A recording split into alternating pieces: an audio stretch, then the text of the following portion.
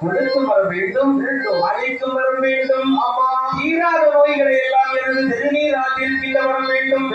மாறாத நோய்களாலே இந்த மகமாய் இருக்கின்ற வரமும் வேண்டும் என்று சொல்லி இத்தனை வரங்களையும் வாங்கிக் கொண்டு பக்கத்திற்கு காவலுக்கு ஆழ்கள் இல்லையா?